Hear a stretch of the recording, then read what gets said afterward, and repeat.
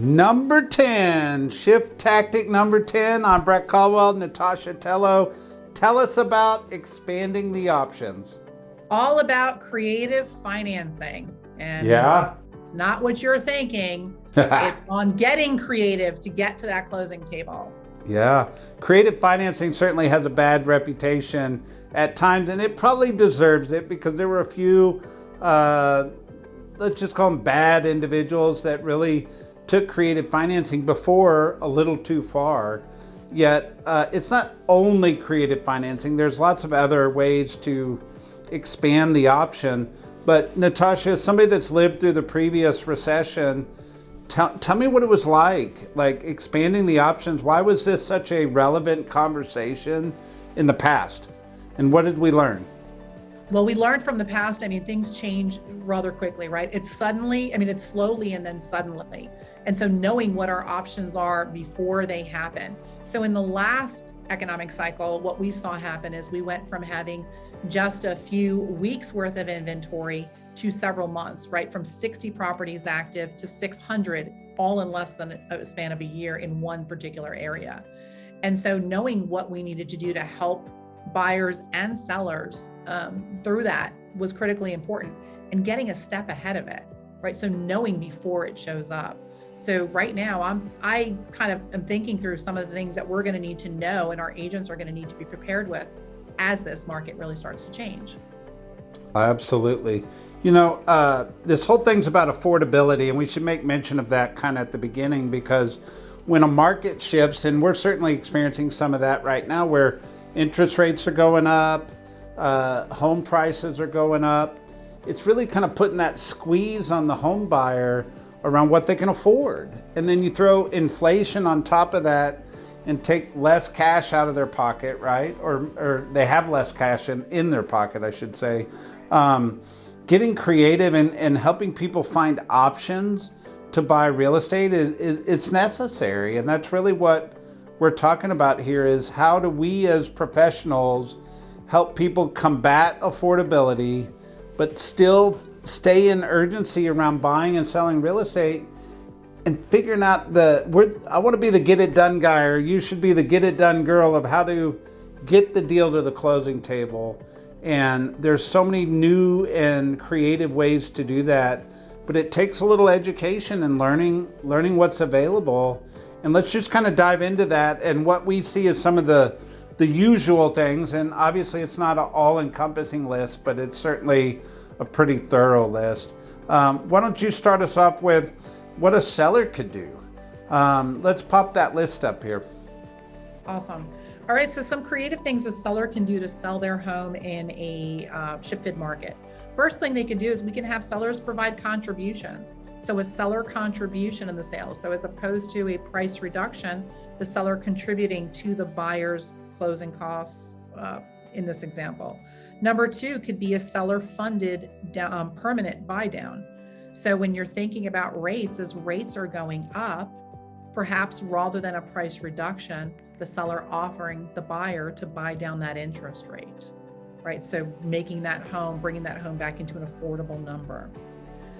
Number three could be seller funded temporary buy down. Again, there's temporary ways to do it. So that might be an option arm mortgage as opposed to a 30-year fixed mortgage. Number four would be owner financing. So if there's equity in that property, that seller might do some owner financing. Number five would be a contract for deed. Number six would be the seller taking a second mortgage on that property. The next one we have is a lease option or a lease purchase contract. So where the buyer would lease that property up front and then buy it on the end. The next one would be seller assisted down payment. And finally, a wraparound or an assumable mortgage. Yeah. A couple comments that I'd add to that, Natascha, is there's a lot of properties that are doing some pretty large price reductions right now. And I think we're going to see a lot more of that in the future.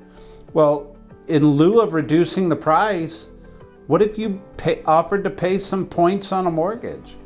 You might actually come out ahead if you were a seller. And if I was a buyer, getting to buy a house today at a 5% interest instead of paying 7% interest or whatever it ends up being, that could be quite an incentive to purchase today. And you and I've talked offline, but there's a lot of people in government-backed loans with some really good interest rates, and marketing those properties with assumable mortgages could be a really cool strategy going forward.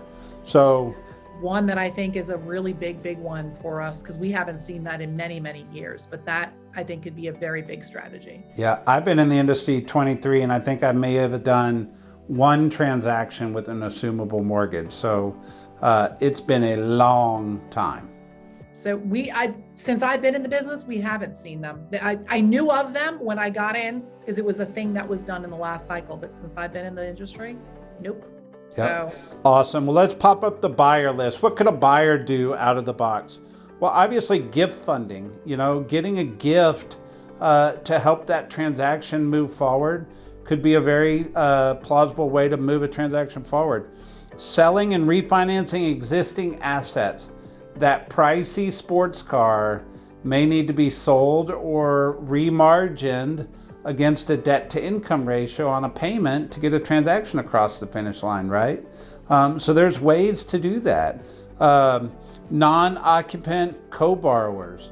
I think the first-time home buyer of tomorrow used to get an assistance from their parents or whoever to help them with the down payment. Maybe that was the gift fund, but the parent may be co-signing in the future and being a non-occupant co-borrower on first-time homes in the future. You never know, right? Using a 401k. You've got this money, this retirement savings sitting in a bank. It's your money. Do you need access to funds to be able to create an opportunity to get into a property? Temporary IRA transfer. Again, it's another retirement vehicle opportunity. A pledged asset mortgage. Sometimes banks look at funding property as a risk assessment. And when you pledge an asset, it gives them a little more comfort level to help people get into property. So you could do some pledged assets. Equity transfer and bridge loan, and then an employer-assisted mortgage. I haven't seen a lot of those, but it's certainly out of the box and could be something that a buyer could use, certainly in relocation times. I'm sure there's a lot of employer-assisted mortgages. Absolutely. So let's jump over to lenders. In the lender category, I'll just take the first one. We can go back and forth here. It's like a lender-funded buy-down. I think that a lender looking to attract borrowers to use them could actually buy down the rate for them. Yeah, number two would be Fannie Mae's like My Community Mortgage. So there are a lot of local My Community programs that are out there. And so looking at getting with your local lender, figuring out what the best community-based programs are right now would be a really wise thing to do. Oh yeah, I mean, there's so much money that is out there that people don't even know about, right?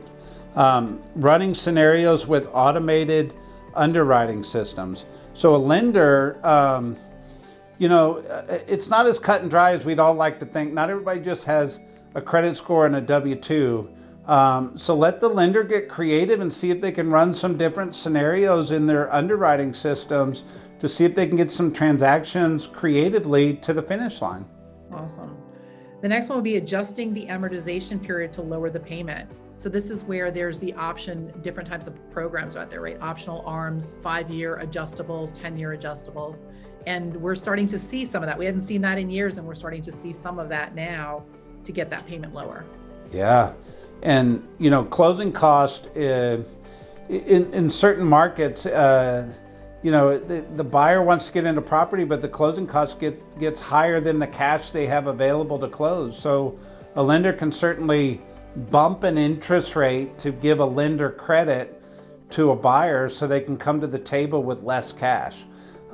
They just pay a little bit higher interest rate. It's creative, it's out of the box, but it gets people to the closing table. Yeah, the next one would be sort of state and local grant and bond programs. So there's money available out there. There's hometown hero programs that are out there. There's just a lot of different programs that we need to educate the agent base on, and we need to become really informed of what's available.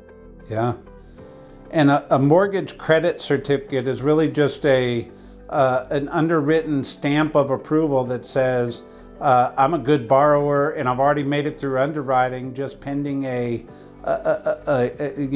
residence or an address, right, or a property. So it really brings me to the table in a negotiation with a really strong position. And then finally, private lending. So whether it's a hard money lender that's available, but there's also several new programs that are available, Homeward Knock, there things like that are available that weren't available in the past to help a seller move and a buyer buy. Absolutely. I think one of the biggest things here on expanding the options is you've got to educate yourself, and you don't have to be an expert in all the options, but you got to learn what's out there. But more importantly, Natascha, and we've talked about this in every context, it's the who. Who's on your team? And you want to know that lender that you're referring your people to is motivated and has the knowledge and the desire to help get people into properties. And sometimes the lender you had in good economic times might not be the same lender that helps you get through a different economic time, because one was A paper and one was creative paper. And at the end of the day, it's your team, and your team that you surround yourself with is such an important part of winning in a shifting market. Right. I think it just goes right back to with who you're in business with matters. Yeah. It matters who you're in business with and who you affiliate yourself with. And this market really shows that to be so true. There you go. So our 3 questions to discuss are, how are you going to educate yourself around expanding the options? How are you going to do it? Question number 2 is, what are some messages you can use to position yourself as an expert in this market? Yeah. An expert, right? I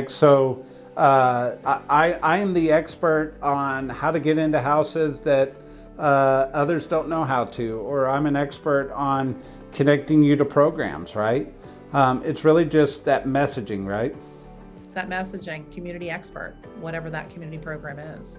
Perfect. And number 3, the third question is, who is on your team that is motivated and knowledgeable on how to get the deals done?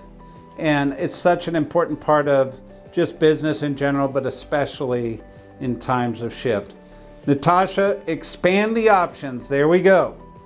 Awesome. See you guys all next week as we go to Tactic 11, short sales and REO.